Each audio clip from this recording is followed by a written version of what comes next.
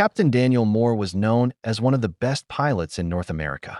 At 48 years old, he had flown thousands of passengers safely across the skies. His calm voice during turbulence and his confident walk through the airports made people trust him instantly. Other pilots admired him, flight attendants respected him, and passengers often clapped when he landed a plane smoothly on a difficult runway. On the surface, Daniel's life looked perfect. He had a beautiful wife, Claire, who worked as a hospital administrator in Boston, and 2 children in college. They lived in a comfortable house on the outskirts of the city. Neighbors saw him as a family man, someone who grilled steaks in the backyard on Sundays and helped shovel snow in winter. But Daniel carried a secret life that no one in Boston knew about. It started 5 years earlier on a flight from Boston to Toronto. He met a woman named Isabel Tremblay, a Canadian art gallery curator. She was elegant, with long dark hair and an easy laugh. She boarded the plane with a small painting wrapped carefully in her arms. Daniel noticed her as she took her seat in business class. During the flight, turbulence shook the aircraft badly. Isabel gripped the armrest with fear. After the flight, she waited by the cockpit door and thanked Daniel personally for keeping everyone calm. Her French-Canadian accent caught his attention. What started as small talk at the airport turned into coffee, and coffee turned into dinner. Within months, Daniel was staying with Isabel in Montreal every time he had layovers. He told her he was divorced, and she believed him. For years, Daniel balanced his life like a skilled juggler. In Boston, he was the loving husband who sent money to his children's colleges. In Montreal, he was the attentive partner who accompanied Isabel to art shows and late-night walks along the St. Lawrence River. But secrets never stay hidden forever. One snowy December evening, Isabel discovered something that shook her trust. While Daniel was in the shower at her apartment, his phone buzzed on the nightstand. She normally respected his privacy, but curiosity overcame her. She opened the message. It was from Claire. "Safe travels, love. Don't forget Sarah's graduation next month. We're proud of you." Isabel froze. Her hands trembled. Graduation? Wife? Children? She felt dizzy. She scrolled further and saw family photos. Daniel smiling with Claire, their arms around each other. The children beaming at a Thanksgiving table. The truth hit her like ice water. Daniel had lied. He wasn't divorced. He had an entire family in another country. When Daniel came out of the shower, Isabel was sitting on the bed, his phone in her hand. Her eyes were red from crying. "Who is Claire?" she demanded. Daniel stopped, towel around his waist. His face lost color. He tried to explain, to soften the blow. "Isabel, please. I should have told you earlier. It's complicated. My marriage has been broken for years. We live separate lives. You're the one I love, truly." But Isabel didn't believe him. Betrayal burned deep inside her. For 5 years, she had loved a man who was living a lie. Their relationship shifted after that night. Isabel became distant, suspicious, and angry. Daniel begged for her forgiveness, promising he would leave Claire soon. He swore he just needed more time until his children finished school. Isabel, torn between love and rage, agreed to give him one last chance. But something inside her had changed. She started following his flights online, checking his schedule. She watched his phone more closely. She asked questions about his other life in Boston. Every unanswered call felt like another betrayal. Daniel, exhausted by the double life, began making mistakes. He once called Isabel by his wife's name. Another time, he forgot Isabel's birthday while celebrating with his family in Boston. Isabel's anger grew sharper. Friends noticed her mood swings.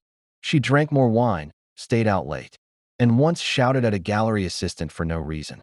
Behind closed doors, she told Daniel that if he ever left her, she would expose everything to his wife and airline company. "Your perfect little world," she whispered one night, her eyes cold. "I can burn it down in one phone call." Daniel felt trapped. He loved Isabel, but he also feared losing his reputation, his marriage, and his career. His airline had strict rules about conduct. A scandal could ruin him. Still, he couldn't let go. Each time he tried to distance himself, Isabel pulled him back with tears, promises, or threats. It was a storm he couldn't escape. Then came the night that changed everything. Daniel had a layover in Montreal after a flight from Chicago. He planned to meet Isabel for dinner at her apartment. When he arrived, he noticed the lights were dim, candles flickering on the table. A bottle of wine sat half empty. Isabel greeted him in silence, her face unreadable. They sat down to eat, but the tension was thick. Isabel asked again about Claire. She wanted proof that Daniel was going to leave her. Daniel gave vague answers, dodging the questions. Suddenly, Isabel slammed her glass down, spilling red wine across the table. "You think I'm a fool, Daniel? You think you can play me forever?" Daniel raised his hands to calm her. "Isabel, please. I love you. I just need more time." Her laughter was bitter. 5 years, and you still need more time?" The argument grew heated. Isabel shouted. Daniel begged. She accused. He defended.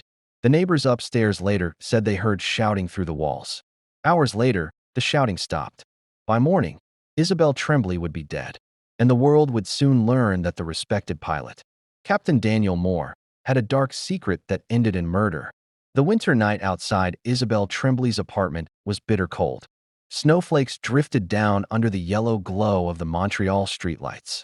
Cars passed slowly on the icy road below, their tires crunching. The city was alive with December's rhythm, holiday lights.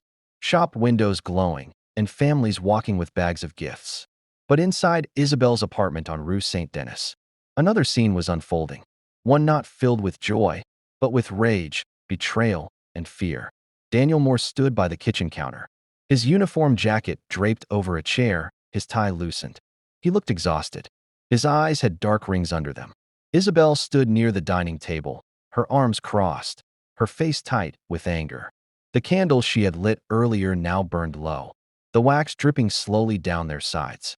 They had been arguing for nearly 2 hours. "You lied to me, Daniel," Isabel said again, her voice sharp. "For 5 years. Do you know what that did to me? Do you even care?" "I do care," Daniel said softly, trying to calm her. "I made mistakes. I should have told you from the beginning, but I was afraid. Afraid of losing you, afraid of losing my family, afraid of everything. Please understand." Her eyes blazed. "Afraid? You've been living 2 lives like a coward. Do you know what it feels like to give your heart to someone who treats it like a game?" Daniel moved closer, his hands open in a pleading gesture. "I love you, Isabel. I love you more than anyone. I just need more time." She laughed bitterly, the sound echoing through the apartment. "More time? Always more time. How long will you drag me along? Until your wife dies? Until your children grow old? You think I'll sit here waiting for scraps of your life?" Her voice rose until it was nearly a scream. She grabbed the wine bottle on the table and threw it against the wall. Glass shattered, red liquid dripping down like blood. Daniel flinched. His heart pounded. He looked at her face, twisted in anger. And for the first time, he felt something deeper than guilt, fear. "Isabel, please," he whispered. She pointed a shaking finger at him. "If you walk out that door tonight without giving me the truth, I swear to God I will call your wife, your airline, and the newspapers. I will ruin you, Daniel. You will lose everything. Your perfect little world will collapse." Her words cut him like knives. He saw his life flash before him, his wife Claire's shocked face, his children's disappointment, his career in flames. The headlines: "Airline captain exposed in affair scandal." Something snapped inside him. He didn't plan it. He didn't think. He just reacted. As Isabel turned away to grab her phone from the couch, Daniel's eyes fell on the heavy glass candle holder on the table. His hand reached for it almost without control. He lifted it, his breath heavy, his mind foggy with panic. "Isabel, stop," he begged one last time. But she didn't stop. She picked up the phone, unlocking it with quick fingers. And then Daniel struck. The glass candle holder crashed against the back of her head with a sickening thud. Isabel let out a sharp gasp and fell forward onto the floor. The phone slipped from her hand, clattering under the couch.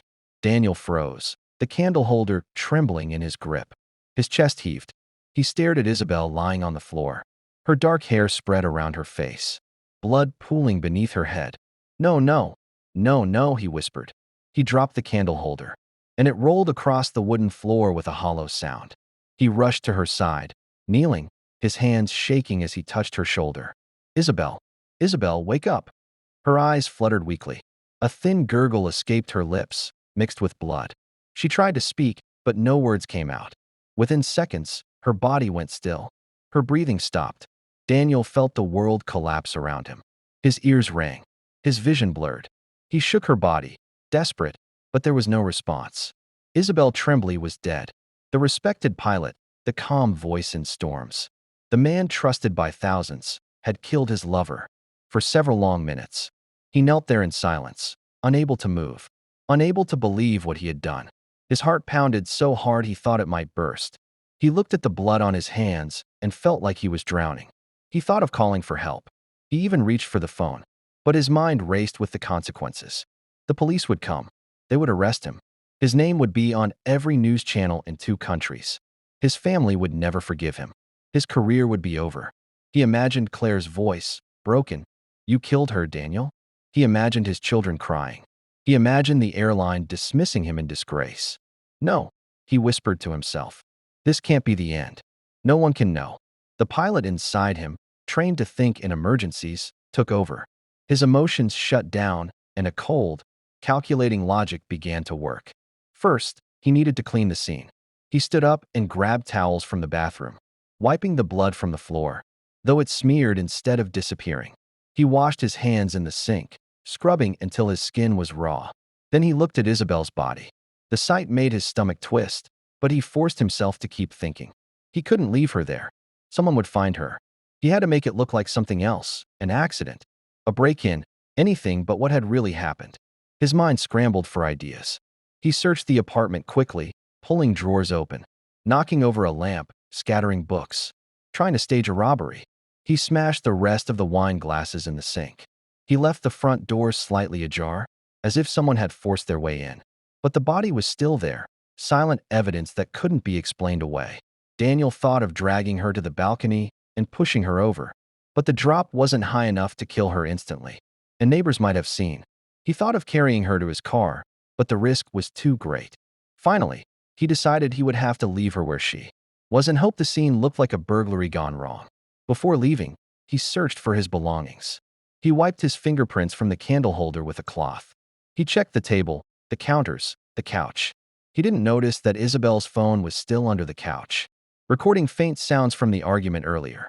At 2:13 in the morning, Daniel slipped out of the apartment into the freezing night. His breath clouded the air as he walked quickly to his rental car.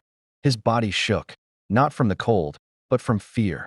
As he drove through the quiet Montreal streets, he kept glancing in the rearview mirror, half expecting police lights to appear. His hands gripped the wheel so tightly they ached. When he reached his hotel near the airport, he went straight to the shower, scrubbing himself again and again. He looked in the mirror and barely recognized his own face, pale, haunted, with bloodshot eyes. He lay on the bed but didn't sleep. Every time he closed his eyes, he saw Isabel's face, heard the thud of the candle holder, smelled the metallic tang of blood. His chest felt crushed with guilt. At dawn, he put on his uniform and went to the airport. He greeted the crew with forced smiles. Passengers boarded the flight, unaware that the man guiding them across the skies had killed someone hours earlier. As the plane lifted off the runway, Daniel's voice came over the intercom, calm and steady. "Ladies and gentlemen, welcome aboard." But inside, his world was unraveling. Back in Montreal, a neighbor would soon notice Isabel's door ajar. They would step inside, see the chaos, and call the police. And the investigation into Isabel Tremblay's death was about to begin. The morning after Isabel Tremblay's death was quiet in Montreal. Snow still lay thick on the sidewalks, and the city was waking up slowly. Cars brushed snow off their windshields. Children trudged to school in boots, and shopkeepers shoveled their storefronts. In the small apartment building on Rue Saint-Denis, an elderly neighbor named Madame Fournier carried her trash bag down the hallway. She was used to seeing Isabel every morning, leaving for work at the gallery. Isabel always smiled, even when she was tired. That morning, however, the hallway was silent, and Isabel's door stood slightly open. Madame Fournier frowned. Isabel was careful about her home. She never left the door open, especially at night. A draft of cold air slipped into the hallway. Madame Fournier set her trash bag down and called softly, "Isabel, are you there?" No answer. She pushed the door a little wider. The apartment was dim, the smell of wine and something metallic filling the air. Her heart beat faster. She stepped inside cautiously, her slippers squeaking against the wood floor. Then she saw it. A body on the floor near the dining table. A woman's hair spread across the wood, a pool of dark red beneath her head. Broken glass glittered around her like ice. Madame Fournier gasped so loudly it echoed in the apartment.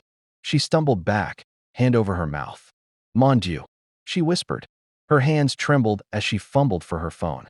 Within minutes, she had dialed the police. Detective Marc Boucher of the Montreal Police was sipping coffee at his desk when the call came through. A possible homicide on Rue Saint-Denis. He and his partner, Detective Elise Girard, were dispatched immediately. When they arrived at the building, officers had already taped off the hallway. Neighbors stood outside their doors, whispering in shock. The cold air from the open stairwell carried the smell of snow mixed with fear. Boucher and Girard stepped inside the apartment. They were both experienced, but the sight still tightened their stomachs. Isabelle's body lay where Daniel had left it. Blood had dried dark around her head. Furniture was overturned, books scattered, and glass shattered across the floor. Boucher crouched near the body. Blunt force trauma, he murmured, noting the wound on her skull. He pointed to the broken candle holder lying nearby. Likely the weapon. Girard walked slowly around the apartment, her sharp eyes scanning every detail. The place is staged, she said. Look at the drawers. They're pulled open, but nothing's missing. Jewelry's still here. Purse still here. Whoever did this wanted us to think it was a robbery. Boucher nodded. But it's too sloppy. A burglar doesn't take time to smash a wine bottle for drama. He stood and looked at the body again. This wasn't random. This was personal. Within the hour, the forensic team arrived. They photographed the scene from every angle, bagged the broken candle holder, and dusted for fingerprints. They collected samples of the dried blood, the wine, and even strands of hair from the carpet. One technician crawled under the couch and found something important: Isabelle's phone. The screen was cracked, but it still worked. He bagged it carefully. Later, they would discover that the phone's voice recorder had been activated during the argument. It had captured shouting, Isabelle's threats to expose Daniel, and the final moments before her death. But at that moment, the detectives didn't yet know the full weight of what they had found. Boucher and Girard began questioning neighbors. Madame Fournier, still pale from the discovery, said, I saw her yesterday evening. She was fine. I didn't hear much until late at night. Around 10, maybe later, I heard shouting. A man's voice and Isabelle's. They were arguing loudly. Then it went quiet. I thought maybe they had left. Another neighbor upstairs, a young student, confirmed the shouting. They were fighting. It went on for a while. Sounded intense. I figured it was a boyfriend. I've seen a man come and go from her place before, but I never saw him clearly. Boucher jotted notes. Did you ever hear his name? The student shook his head. No, just saw them walking together sometimes. He looked older, maybe in his 40s. That detail caught Boucher's attention. He looked at Girard, who gave a small nod. This wasn't a random burglary. It was connected to someone close to Isabelle. At the coroner's office, Isabelle's identity was quickly confirmed. A 38-year-old Canadian citizen. She worked at an art gallery downtown. Her family, when contacted, was devastated. Her younger brother, Etienne, broke down in tears when he heard the news. She was always careful, he told detectives. She lived alone, but she wasn't reckless. She didn't let strangers in. If someone killed her, it had to be someone she trusted. That statement fit with the detective's growing theory. Detective Girard spent the afternoon contacting Isabelle's workplace. A colleague at the gallery said Isabelle had been distracted for months. She used to be cheerful, but recently she was nervous, tense. She mentioned a relationship, but she didn't give details. She only said it was complicated, and that the man wasn't completely honest with her. Girard pressed. Did she ever mention his name? The colleague shook her head. No, but she did say he traveled often. She joked once that she dated a man who lived more in the air than on the ground. That clue hit Girard sharply. She wrote in her notebook, Airline connection? Pilot? Business traveler? Back at the station, the forensics team worked on Isabelle's phone. Despite the crack, they managed to unlock it. There were dozens of text messages from a number saved under Daniel. The messages were affectionate, sometimes desperate, full of promises and arguments. One from the previous week read, Please don't give up on me. I love you. I just need more time. Another, from Isabelle. You said that last year. Stop lying to me. I want the truth. The detectives exchanged looks. They had a name now, Daniel. But who was he? While the investigation gained speed in Montreal, Daniel Moore was back home in Boston. His flight had landed without trouble, and passengers had left smiling, thanking him for the safe journey. He had smiled back, hiding the storm inside him. When he reached his house, Claire greeted him warmly, unaware of the horror he carried in his mind. She kissed his cheek and told him about Sarah's graduation preparations. Daniel hugged her, his arms stiff, guilt burning his chest. That night, he sat in his study, staring at his phone. News channels hadn't reported anything yet. Isabel's death was still only known to the police and a few neighbors. But Daniel knew it was only a matter of time. 2 days later, the coroner's report confirmed the cause of death: blunt force trauma to the head. The angle and depth suggested a strong strike with a heavy object. There were no signs of forced entry, no evidence of robbery. It was murder. Detective Boucher read the report aloud to Gerard. 1 strike, maybe 2. No defensive wounds. She knew her attacker. Gerard tapped the file. We need to find Daniel. Whoever he is, he's the key. When technicians examined the phone's voice recorder, they discovered a file from the night of the murder. Static filled the first few seconds, then voices. Isabel's voice was clear. You lied to me, Daniel. For 5 years. Do you know what that did to me? Then a man's voice. I love you, Isabel. I just need more time. Boucher and Gerard leaned forward, listening. The argument grew louder, more emotional. The sound of glass breaking. Isabel's threat. If you walk out that door, I will ruin you, Daniel. I will call your wife, your airline. Then a thud. A sharp gasp. Silence. The detectives looked at each other. They didn't just have a suspect. They had a name, a motive, and his voice recorded during the crime. With this evidence, the Montreal police issued a request for information from Canadian immigration and flight records. They needed to know if any man named Daniel had entered the country around the time of Isabel's death. The search quickly pointed to Captain Daniel Moore, a U.S. citizen and senior pilot for a major airline. Records showed he had flown into Montreal from Chicago the very evening of Isabel's murder. His hotel reservation near the airport confirmed it. Detective Gerard closed the file and exhaled slowly. We have him. Boucher nodded grimly. Now we just have to bring him in. Back in Boston, Daniel had no idea that investigators were already closing in. He thought he had time, thought the staged burglary might confuse them. But the truth was unfolding faster than he imagined. And soon, the world would know that the respectable Captain Moore was not only living a double life, but was wanted for murder. Captain Daniel Moore sat in his Boston living room, 3 days after Isabel's death, staring at the flickering light of the fireplace. His wife, Claire, sat across from him, talking about holiday plans and their daughter's graduation. He nodded at the right times, but his mind wasn't in the room.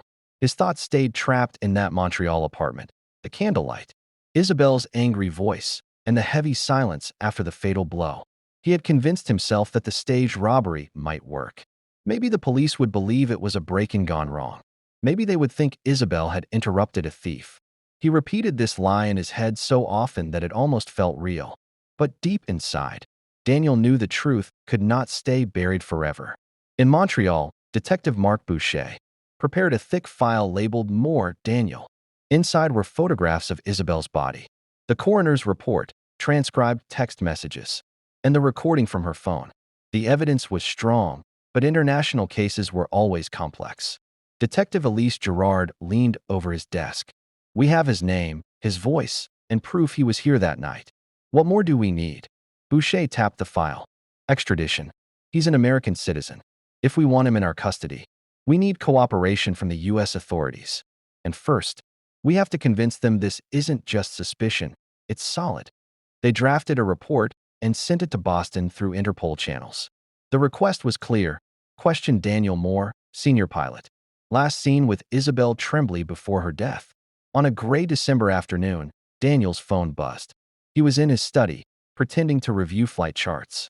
He picked it up, expecting a colleague. Instead, an unfamiliar voice spoke. Captain Moore? This is Detective Harris with the Boston Police Department. We'd like you to come in tomorrow morning for a conversation. It's regarding a matter from Montreal. Daniel's stomach dropped. His grip on the phone tightened. He forced his voice to stay calm. Montreal? What sort of matter? Routine questioning, the detective said. We just need some clarification about your time there earlier this week. Daniel's throat felt dry. Of course. I'll come. When the call ended, he sat frozen in his chair. Claire walked in, holding a cup of tea. Who was that? Just work, Daniel said quickly, taking the tea with shaking hands. Claire frowned. You look pale. I'm fine. Just tired. But inside, panic grew louder with every passing second. The next morning, Daniel arrived at the Boston Police Department. He wore a navy suit instead of his pilot uniform, trying to project calm professionalism. His lawyer, a sharp man named Robert Klein, met him at the entrance. Remember, Klein whispered, say as little as possible. If they have something concrete, they'll show it. Don't volunteer information. Daniel nodded, though sweat already dampened his collar. They were led into a small room with a metal table. Two detectives sat across from them. Detective Harris from Boston and Detective Gerard from Montreal, who had flown in for the meeting. Gerard's eyes were sharp as glass. She studied Daniel like a hawk watching prey. Captain Moore, she began in her soft French accent, thank you for coming. We're investigating the death of Isabel Tremblay. You knew her, yes? Daniel shifted uncomfortably. His lawyer spoke first. My client may answer basic questions, but anything detailed will require evidence. Gerard slid a photo across the table. It showed Daniel and Isabel walking together in Montreal, captured by a cafe's security camera 2 weeks before the murder. Daniel's chest tightened at the sight. You were close with her, Gerard said. She was found dead in her apartment last week. We believe you were the last person to see her alive. Daniel cleared his throat. I knew her. Yes, she was a friend. Gerard's eyebrow lifted. A friend? The messages on her phone suggest more than friendship. She placed printed text conversations on the table. The affectionate words, the arguments, his promises, they all glared back at him. Daniel's lawyer leaned forward. Detective, text messages alone don't prove involvement in her death. Gerard didn't flinch. She pressed a button on a recorder. The room filled with Isabel's voice. You lied to me, Daniel. For 5 years. Then his own voice followed, desperate and pleading. The final thud echoed through the speakers. Daniel's blood turned cold. Claire's voice flashed in his memory. If she ever hears this, my life is over. His lawyer raised a hand. We're done here for now. Gerard leaned back in her chair, her eyes still locked on Daniel. Captain Moore, you can run flights across continents. But you cannot run from this. We will bring you back to Montreal, one way or another. That evening, Claire noticed Daniel's silence. He barely touched his dinner. She finally asked, Daniel, what's going on? You're hiding something. I can feel it. Daniel looked at her, his throat tight. He wanted to confess everything, to unload the crushing guilt. But fear held him back. He forced a tired smile. Just stress. Work's been difficult. Claire touched his hand gently. I've been your wife for 20 years. Don't shut me out. Her kindness broke something inside him. After she went to bed, he sat in the dark living room, staring at the family photos on the wall, his children's smiling faces, his wife's trusting eyes. All of it stood on the edge of collapse. Word spread quickly within the airline. Though no official charges were filed yet, whispers circulated among staff.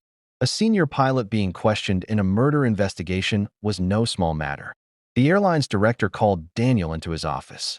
We received communication from Montreal, the director said. They are formally requesting cooperation in their investigation. Until this is resolved, we must place you on temporary leave. Daniel's world shrank in that moment. Flying had been his identity since his 20s. The cockpit was where he felt in control, where passengers trusted him with their lives. Now, that trust was slipping away. Within a week, the Montreal police secured an arrest warrant for Daniel Moore. The recording, the messages, and the flight records built a strong case. They sent the warrant to U.S. authorities, requesting his extradition. Daniel's lawyer fought fiercely, arguing that the evidence was circumstantial. But the Canadian prosecutors insisted. Detective Gerard, back in Montreal, told the press, we are confident in our evidence. We will bring justice for Isabel Tremblay. At home, Daniel lived like a ghost.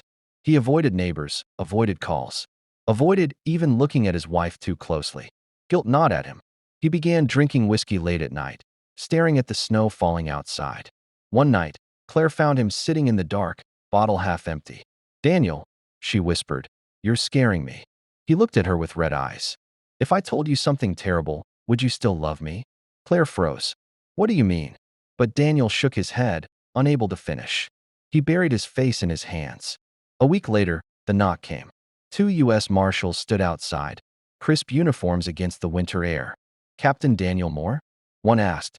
Yes, Daniel said, his voice hollow. You are under arrest on a Canadian warrant for the murder of Isabel Tremblay. Claire gasped from the hallway, her hand flying to her mouth. Murder? Daniel, what are they talking about? Daniel couldn't look at her. He let the marshals place the cuffs on his wrists. The cold metal bit into his skin. As they led him outside, flashbulbs from waiting reporters exploded. Shouts filled the air. Captain Moore, did you kill her? Was it an affair? What about your wife? Daniel lowered his head, shame burning his face. The man once respected for guiding planes safely through storms was now in the center of one. He could not escape. Daniel sat in a holding cell in Boston, awaiting the decision on extradition.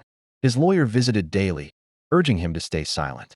But silence only made the guilt heavier. Each night, he lay awake on the hard cot, Isabel's voice replaying in his mind. Her anger, her betrayal, her final breath. And he knew the trial ahead would expose every secret he had tried to bury. The courthouse in Toronto was packed with reporters, lawyers, family members, and curious citizens who wanted to see the downfall of the once respected airline pilot. The name Captain Richard Morgan, once spoken with admiration in airports and pilot lounges, was now whispered with disgust and disbelief in hallways and across news stations. The newspapers called it the affair in the skies that ended in murder. Richard sat at the defendant's table, wearing a dark suit. His face was pale, his eyes hollow. Months had passed since his arrest, but the weight of guilt seemed heavier than ever. His lawyer, Daniel Harper, whispered strategy into his ear, but Richard barely listened. He knew that no legal argument could change what he had done. He had taken a life, Amelia's life, the woman he claimed to love. The prosecutor, Karen Wells, was a sharp woman with a commanding voice. She rose and addressed the jury. Ladies and gentlemen, this case is not about passion. It is not about love. It is about control, lies, and violence. The defendant, Richard Morgan, a man who spent years flying planes and holding the trust of hundreds of passengers, betrayed that trust in the most personal way possible. He betrayed his wife, he betrayed Amelia Harris, and he betrayed the law. Karen's voice grew firm as she laid out the evidence. The affair began years ago. It grew in secrecy. Richard promised Amelia a future he never intended to give. He told her stories of leaving his wife. He told her he would start a new life with her in Canada. And when Amelia demanded he keep that promise, Richard chose murder over honesty. The jury listened as Karen displayed photographs of Amelia, her smile, her apartment, the crime scene. The forensics team had collected strong evidence, Richard's fingerprints on the wine glass, his DNA under Amelia's fingernails, and the CCTV footage showing him entering her building the night of the murder. Karen then called her key witness, Detective Laura Chun, the officer who had led the investigation. Detective Chun walked confidently to the stand. She described the night she had found Amelia's body, the signs of struggle, and the trail that led directly to Richard. When we interviewed neighbors, Chun said, several of them confirmed seeing Captain Morgan entering and leaving Amelia's apartment on multiple occasions. On the night in question, one neighbor saw him leave in a rush around midnight. He was wearing a black coat, his head down. Karen pressed further. Detective, was there any doubt in your mind who the suspect was? No doubt, Chun replied. All evidence pointed to Richard Morgan. The jury's eyes shifted toward Richard. He lowered his head, unable to meet their gaze. When it was the defense's turn, Daniel Harper stood tall, trying to counter the prosecution's narrative. Yes, my client made mistakes, Harper admitted. He had an affair. He lied. He lived a double life. But that does not make him a murderer. The evidence is circumstantial. No one saw him commit this act. The DNA could have come from consensual contact. The fingerprints, the wine glass, none of that proves murder. This was a tragic death. But we cannot destroy a man's life based on assumptions. Daniel then called Richard to the stand. It was a risky move, but Richard had insisted on speaking for himself. Richard's voice shook as he faced the jury. I loved Amelia. I know how it looks. I know what you're all thinking. But I swear, I didn't plan this. That night we argued. She wanted me to tell my wife everything, to leave my family. I told her I couldn't. I had my career, my children. She became angry, and we struggled. I didn't mean for it to happen. I lost control. I didn't go there to kill her. The courtroom was silent except for Richard's trembling voice. Some jurors looked at him with pity, others with cold judgment. Karen, the prosecutor, rose for cross-examination. Captain Morgan, you say you loved Amelia. Is that correct? Yes, Richard whispered. Then why didn't you call for help when she was dying? Richard froze. He had no answer. His silence filled the room like thunder. Karen leaned closer. Because you knew what you had done. You wanted to cover your tracks. Love doesn't strangle. Love doesn't leave a woman lifeless on her apartment floor. Richard's eyes filled with tears. He lowered his head, unable to speak. After days of testimony, arguments, and emotional breakdowns, the jury withdrew to deliberate. Richard sat in the courtroom, waiting, feeling every minute drag like a lifetime. His lawyer tried to offer hope, but Richard knew the truth. He was guilty. After 7 hours, the jury returned. The foreman stood. In the matter of the people versus Richard Morgan, we find the defendant guilty of second-degree murder. Gasps echoed through the courtroom. Richard's wife, Elizabeth, who had sat quietly through the trial, finally wept.